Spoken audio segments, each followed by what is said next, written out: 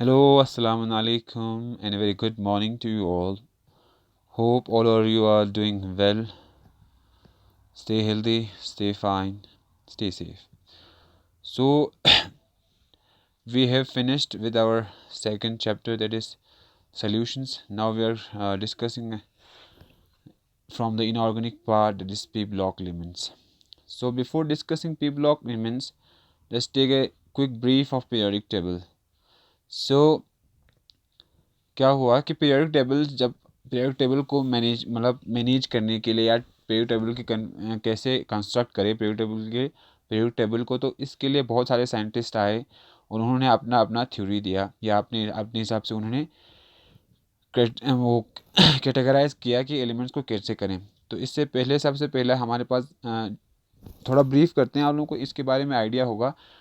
तो डॉबनियर करके एक साइंटिस्ट आए, उन्होंने हमें बताया कि कॉन्फ़िगरेशन कैसे करते हैं। फिर इसके बाद हमारे पास ऑक्टेव मॉडल आया, फिर ऑक्टेव्स ने दिया। फिर इसके बाद हमारे पास मेंडलीव मॉडल आया, फिर मेंडलीव ने अपना पीरियोडिक टेबल कॉन्फ़िगर करके बताया। फिर इसके बाद मॉडर्न पीरियोडिक टेबल आया, जो मेंडलीव पीरियोडिक टेबल को थोड़ा बहुत मॉडिफाई करके इसी के बेस पे हमने मॉडर्न पीरियोडिक टेबल बनाया। अब ये मॉडर्न पीरियोडिक टेबल हम किसके हिसाब से करते हैं? हम इंक्रीजिंग एटॉमिक नंबर के हिसाब से करते हैं। इंक्रीजिंग एटॉमिक नंबर की नंबर ऑफ प्रोटॉन्स को हम एटॉमिक नंबर्स कहते हैं। तो इसी increasing number of atomic numbers के हिसाब से हम एलिमेंट्स को कैटेगराइज करते हैं।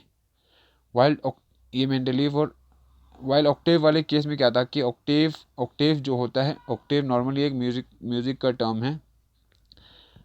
म्यूजिकल टर्म्स को हम ऑक्टेव्स बोलते हैं। इस ऑक्टेव्स के हिसाब से वो क्या करते थे कि उन्होंने कहा था कि हर एलिमेंट का जो एट्थ एलिमेंट होगा वो फर्स्ट एलिमेंट के साथ अपनी प्रॉपर्टीज़, फिजिकल और केमिकल प्रॉपर्टीज़ सेम शो करता है। ऑक्टेव्स में ऐसे बोलते हैं जैसे अपने अपने बॉलीवुड में जो अपना जो म्यूज़िक है वो जैसे सा रे गा मा पा है, सा रे गा मा पा धा नी, इसके बाद फिर सा। तो 1 2 3 4 5 6 7 और जो एट्थ है ये फर्स्ट के साथ मैच करता है। वैसे ऑक्टेव ने भी कैटेगराइज करके बताया कि जो एट्थ एलिमेंट होगा, जो एट्थ एलिमेंट उसके हिसाब से था, उसकी प्रॉपर्टीज़ हमेशा फर्स्ट एलिमेंट के साथ मैच हो रहा था। डॉबनियर ट्रेट में क्या था कि डॉबनियर ट्रेट में उसके पास सिर्फ 4 एलिमेंट्स थे, उसने 4 एलिमेंट को कैटेगराइज करके बताया। अब जब डॉपनियर और ऑक्टेव्स का टाइम गुजर गया, तो इसके बाद मेंडलीव ने अपना पीरियोडिक टेबल दिया या पीरियोडिक लॉ दिया। उसने भी कहा, उसने कैटेगराइज करके बताया कि एलिमेंट्स को इंक्रीजिंग एटॉमिक नंबर के हिसाब से उसने कैटेगराइज करके दिखाया। और जो मॉडर्न पीरियोडिक टेबल होता है उसमें increasing order of atomic number के हिसाब से कैटेगराइज करते हैं, और उसमें हमारे पास ग्रुप्स होते हैं और पीरियड्स होते हैं। हॉरिजॉन्टल लाइंस को हम क्या कहते हैं? हॉरिजॉन्टल लाइंस को हम कहते हैं पीरियड्स, और जो वर्टिकल लाइन होता है उनको हम कहते हैं ग्रुप्स। मॉडर्न पीरियड टेबल में हमने पीरियड टेबल को वो करके दिया है, क्या करके कैटेगराइज किया है, किस में? एस, पी, डी और एफ ब्लॉक में। ट्रांजिशन मेटल्स या एफ ब्लॉक को हम नीचे रखते हैं। इन ट्रांजिशन मेटल्स या एफ ब्लॉक या लेंथेनाइड्स या एक्टेनाइड्स को यहाँ पे इनकी जगह होती है डी ब्लॉक्स में। लेकिन टेबल को थोड़ा बहुत सही, ऐसा अगर हमारा टेबल का फॉर्म कुछ ऐसा होता है, अगर बीच में हम डी ब्लॉक्स वाला एलिमेंट्स अगर रखते हैं तो ये टेबल ऐसा नहीं रहता है। तो डी ब्लॉक्स को हमारे कन्वीनियंस के लिए उन्होंने एफ ब्लॉक को यहाँ पे नीचे पीरियोडिक टेबल के नीचे वो ड्रॉ करके दिखाते हैं। तो ये था एक नॉर्मल सा ब्रीफ हमारे पीरियोडिक टेबल के बारे में, किस किस का कंट्रीब्यूशन है पीरियोडिक टेबल के बारे में। तो बहुत सारे साइंटिस्ट ने इस चीज़ को वेरीफाई किया। इसके बाद हमारे पास जो हमारे पास अभी जो पीरियोडिक टेबल है उसका हम कहते हैं long form of periodic table या modern periodic table.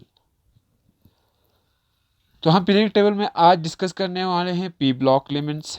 P block elements वाला हुआ ये लेफ्ट वाला एलिमेंट, पी ब्लॉक हुआ ये वाला पोर्शन, इस वाले पोर्शन को हम कहते हैं P block. P block elements में नॉर्मली हमारे पास जो पी ब्लॉक एलिमेंट का फर्स्ट एलिमेंट होता है, जैसे कि यहाँ पे हाइड्रोजन होता है, फिर हीलियम होता है, फिर लिथियम, बेरिलियम। बोरॉन से शुरू होता है P block, boron, carbon, nitrogen, oxygen, fluorine, फिर नियॉन। ये ये ये तो हमारे पास जो ये तो होते हैं हमारे पास क्या, इनर्ट गैसेस, इनकी तो कन्फिग्रेशन पूरी होती है। तो boron, carbon, nitrogen, oxygen, fluorine, ये होता है हमारे पास पी ब्लॉक एलिमेंट्स के ग्रुप 13 to 18 को हम कहते हैं पी ब्लॉक एलिमेंट्स। ठीक, इनको हम पी ब्लॉक को और एस ब्लॉक को, इनको हम रिप्रेजेंटेटिव एलिमेंट्स या मेन ग्रुप एलिमेंट्स भी कहते हैं, जिनकी इलेक्ट्रॉनिक कन्फिग्रेशन नॉर्मली, इनकी जो हमारे पास पी ब्लॉक की इलेक्ट्रॉनिक कन्फिग्रेशन होती है वो होती है NS2 NP126। NS2 में इतना, P126। ये S क्या है हमारे पास, प्रिंसिपल क्वांटम नंबर है या नंबर ऑफ ये शेल्स है। तो ये हमारा होता है इलेक्ट्रॉनिक कन्फिग्रेशन। अब ग्रुप 15 एलिमेंट्स में हमारे पास मेन एलिमेंट्स क्या है, मेन एलिमेंट्स हमारे पास हैं बोरॉन, कार्बन, नाइट्रोजन, ऑक्सीजन, जहाँ हमने बताया ऑक्सीजन, फ्लोरीन, ये सब है हमारे पास ग्रुप या पी ब्लॉक एलिमेंट्स के फर्स्ट एलिमेंट्स ग्रुप के। फिर ऐसे बोरॉन ग्रुप, कार्बन, फिर ये जैसे हमने कहा कि इनको हम क्या कहते हैं, groups, nitrogen family, oxygen family, fluorine family, इनको हम हेलोजेंस कहते हैं। तो ये हमारे पास ग्रुप 15 एलिमेंट्स। तो group 15 group P block elements के पी ब्लॉक एलिमेंट्स। तो अब इसमें हम पहले डिस्कस करेंगे ग्रुप 15 एलिमेंट्स। ग्रुप 15 मतलब हुआ 13, 14, 15, कार्बन, नाइट्रोजन फैमिली। ग्रुप 15 को हम नाइट्रोजन फैमिली कहते हैं। ग्रुप 15 में हमारे पास कौन कौन से प्रेजेंट होते हैं, ग्रुप 15 में मेनली हमारे पास नाइट्रोजन होता है, फर्स्ट एलिमेंट होता है। फिर फॉस्फोरस होता है सेकंड इसी का, फिर आर्सेनिक होता है, फिर एंटीमनी होता है, फिर बिस्मथ होता है। ये है हमारे पास क्या, ग्रुप 15 एलिमेंट्स के ग्रुप 15 एलिमेंट्स का फैमिली नाइट्रोजन। इनको हम क्या कहते हैं, नाइट्रोजन फैमिली भी कहते हैं इनको।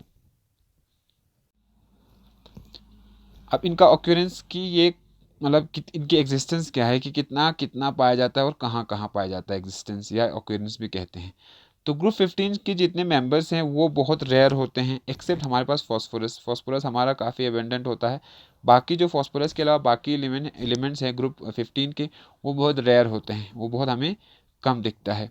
इसमें से ग्रुप 15 से जो नाइट्रोजन, पहला हमारे पर नाइट्रोजन फैमिली, नाइट्रोजन का एग्जिस्टेंस हमारे एटमॉस्फेयर में है 78%। जैसे हम कहते हैं कि 78% हमारे पास मॉलिक्यूलर नाइट्रोजन प्रेजेंट है हमारे एटमॉस्फेयर में।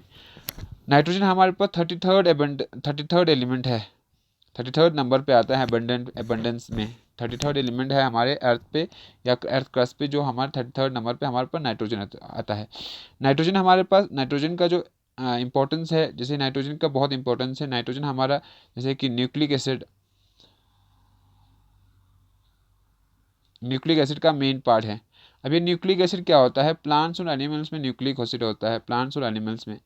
तो न्यूक्लिक एसिड क्या होता है, जैसे हमारे पास DNA है, RNA है, ये हमारे पास होते हैं। इनको हम कहते हैं central dogma of molecular biology भी कहते हैं, कि यही इन्हीं चीज़ों से हमारी मॉलिक्यूलर बायोलॉजी हमारा इसी चीज़ से चलता है। तो DNA डीऑक्सीराइबोज न्यूक्लिक एसिड और राइबोज न्यूक्लिक एसिड, ये जो हमारे पास न्यूक्लिक एसिड है, इनमें हमारे पास क्या होता है, नाइट्रोजन का प्रेजेंस होता है या नाइट्रोजन का कंपोनेंट होता है। और नाइट्रोजन हमारे पास कहाँ कहाँ होता है, जैसे प्रोटीन्स में होता है हमारे पास नाइट्रोजन, और हमारे पास अमाइनो एसिड्स में भी हमारे पास अमाइनो एसिड में भी हमारे पास नाइट्रोजन होता है। जैसे कि आप DNA और RNA में देखते हो तो हमारे पास एडेनिन होता है, गायनिन होता है, साइटोसिन होता है। ये सब हमारे पास क्या है, ये जो हमारे पास न्यूक्लियर बेसिस है, तो क्या कहते हैं, न्यूक्लियर बेसिस कहते हैं, जिनसे हमारा DNA और RNA बनता है। जैसे AGTC, एडेनिन और गायनिन, थायमिन और साइटोसिन का बॉन्ड बना के हमारा जो न्यूक्लियर DNA होता है, उनका जो डबल हेलिक्स स्ट्रक्चर होता है, इनके बीच में क्या होता है, हाइड्रोजन बॉन्डिंग होती है। तो इनमें हमारे पास क्या होता है, नाइट्रोजन का प्रेजेंस होता है। ठीक, इसके बाद हमारा फॉस्फोरस आता है। फॉस्फोरस जिसको हम P से भी डिनोट करते हैं सिंबल। फॉस्फोरस हमारे पास 11th एलिमेंट है एबंडेंस में, कि 11th होता है, मतलब 11th नंबर पे हमारा एबंडेंस में हमारा फॉस्फोरस आता है। ये बहुत एसेंशियल कंपोनेंट होता है किसके लिए, एनिमल्स और प्लांट्स में स्ट्रक्चरल मटेरियल के लिए। स्ट्रक्चरल मटेरियल मतलब ये हुआ कि प्लांट्स और एनिमल की बॉडी स्ट्रक्चर के लिए ये सब बहुत ज़रूरत होते हैं। जैसे कि बोन्स में हमारे पास ये बोन्स में या टीथ में हमारे पास नॉर्मली फॉस्फोरस होता है। बाकी जो बचे एंटीमनी, बिस्मथ, ये बहुत रेयर एलिमेंट होते हैं, इनकी अबेंडेंस इतनी ज़्यादा होती नहीं है। ये हुआ हमारे ग्रुप 15 एलिमेंट्स का थोड़ा बहुत इंट्रोडक्शन। अब general characteristics of group 15 elements के कुछ हम ग्रुप 15 एलिमेंट के हम कैरेक्टरिस्टिक्स पढ़ेंगे, इसकी फिजिकल प्रॉपर्टीज और केमिकल प्रॉपर्टीज।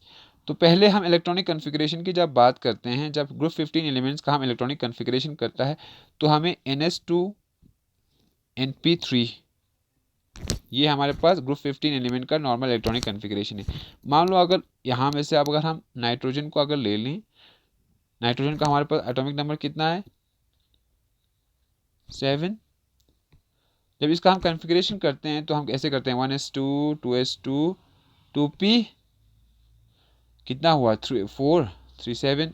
तो ये जो है NS2 हुआ, NS2 और NP3, ये होता है इलेक्ट्रॉनिक कन्फिग्रेशन नॉर्मल हमारे पास ग्रुप 15 एलिमेंट का। जहाँ पे मैंने यहाँ पे रेड देके मेंशन किया है, ये होता है इलेक्ट्रॉनिक कन्फिग्रेशन ग्रुप 15 एलिमेंट्स का। नॉर्मली इस रेंज में या इसमें लाई करता है। ये हुआ हमारे ग्रुप 15 एलिमेंट्स का इलेक्ट्रॉनिक कन्फिग्रेशन। अब एटॉमिक और फिजिकल प्रॉपर्टीज़ की जब बात करते हैं तो सबसे पहले हम डिस्कस करेंगे एटॉमिक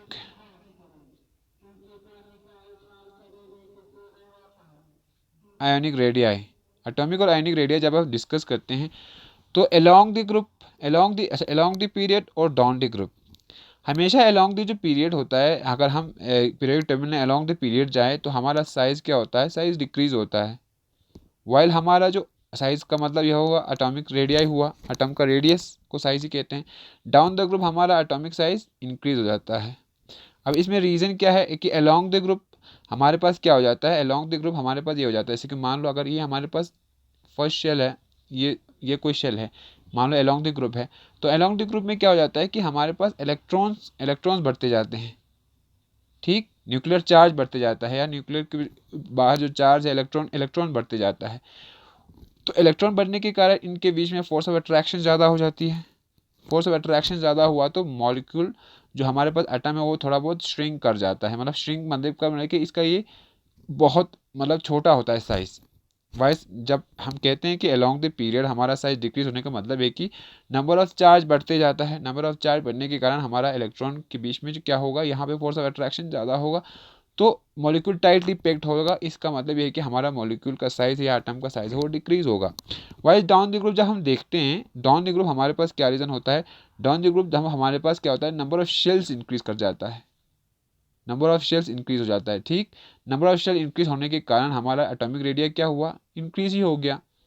तो ये होता है रीज़न एटॉमिक साइज का कि अलोंग द ग्रुप और अलोंग द पीरियड और डाउन द ग्रुप हमारे एटॉमिक और आयोनिक रेडिया में क्या क्या चेंजेस होती हैं या कैसे बढ़ता है या घटता है, तो हमने बताया ये। नेक्स्ट है हमारे पास एटॉमिक रेडिया के बाद दूसरा है ionization enthalpy. Ionization enthalpy, enthalpy होता है हीट। आयनाइजेशन एंथैल्पी का ये मतलब होता है कि हम आयनाइज कैसे किसी एटम को जब आयनाइज करते हैं, आयनाइज करने का मतलब ये हुआ कि जब हम किसी को Na को हम आयनाइज करेंगे तो ये Na प्लस बनेगा। आयनाइज करने का मतलब है कि ये चार्ज पैदा करेंगे। चार्ज कैसे पैदा करेंगे, चार्ज हम कैसे पैदा करेंगे, किसी भी एटम से इसके इलेक्ट्रॉन को बाहर निकालेंगे। कोई बाहर इलेक्ट्रॉन जब उसकी शेल से बाहर चला जाएगा तो वो चार्ज आयनाइज हो जाएगा। इसी को हम कहते हैं आयनाइजेशन एंथैल्पी। कि कितना अमाउंट ऑफ हीट रिक्वायर्ड है उसके वैलेंस शेल में से या लास्ट शेल में से इलेक्ट्रॉन निकालने के लिए, कितना अमाउंट ऑफ एनर्जी चाहिए, उसको हम कहते हैं आयनाइजेशन एंथैल्पी। तो डाउन द ग्रुप जब हम बात करते हैं, डाउन द ग्रुप जब हम बात करते हैं ग्रुप में, तो हम देखते हैं कि आयनाइजेशन एनर्जी क्या हो जाती है, वो डिक्रीज हो जाती है। आयनाइजेशन एनर्जी क्या हो जाती है, डिक्रीज हो जाती है। रीज़न यही है कि डाउन द ग्रुप हमारा साइज़ क्या होगा, बढ़ेगा, साइज़ बढ़ेगा। डाउन द ग्रुप साइज़ बढ़ेगा तो इन दोनों के बीच में फोर्स ऑफ अट्रैक्शन क्या होगा, कम होगा तो हमें कम एनर्जी देनी पड़ेगी। एनर्जी कम देनी पड़ेगी किसके लिए, यहाँ से इलेक्ट्रॉन्स बाहर निकालने के लिए। इसीलिए हम निकाल सकते हैं। इसीलिए हमारे पास डाउन द ग्रुप हमारे पास एनर्जी हमारे पास क्या होती है, कम होती है। मतलब हमें कम एनर्जी देनी पड़ती है लास्ट शेल में से इलेक्ट्रॉन निकालने के लिए। इसके बाद अब अलोंग द पीरियड जब हम पीरियड्स में देखते हैं अलोंग द पीरियड, जब हम पीरियड्स की बात करते हैं इसमें अलोंग द पीरियड में हमारे पास आयनाइजेशन एनर्जी क्या हो जाती है, इंक्रीज हो जाती है। इंक्रीज क्यों जाती है, न्यूक्लियर चार्ज बढ़ता है, फोर्स ऑफ अट्रैक्शन ज़्यादा होती है। जितना फोर्स ऑफ अट्रैक्शन ज़्यादा होगा उतना हमें एनर्जी देनी पड़ेगी, हीट देना पड़ेगा उस वहाँ से इलेक्ट्रॉन निकालने के लिए। तो इसीलिए हमारा जो आयनाइजेशन एनर्जी होती है वो ज़्यादा होती है अलोंग दी पीरियड। जब हम आयनाइजेशन एनर्जी की बात कर रहे हैं तो IE1 ये होता है energy, ionization energy of last valence shell में से। तो IE2 होता है इसके नेक्स्ट शेल कि IE1 से निकाला तो IE2 होता है उसके नेक्स्ट शेल से इलेक्ट्रॉन निकालना। तो IE2 हमेशा ज़्यादा होता है IE1 से। Ionization energy of last shell से सेकंड लास्ट शेल का आयनाइजेशन एनर्जी ज़्यादा होता है, क्योंकि वो ज़्यादा हैवीली अट्रैक्टेड होता है। इसीलिए हमें आयनाइजेशन एनर्जी अगर हम निकालते जाते हैं तो हमें दिखता है कि आयनाइजेशन एनर्जी जितना हम क्लोज होते जाएंगे न्यूक्लियस से उतना आयनाइजेशन एनर्जी ज़्यादा लगेगा। ये था हमारे पास जनरल प्रॉपर्टीज़। होप आप लोगों को समझ में आया हो। थियोरेटिकल ये आमतौर पर थियोरेटिकल है, तो आप लोग बुक कंसल्ट करके आप लोग खुद से पढ़ो तो ज़्यादा डाउट्स क्लियर हो जाएंगे। Thanks for the time and thanks for the session.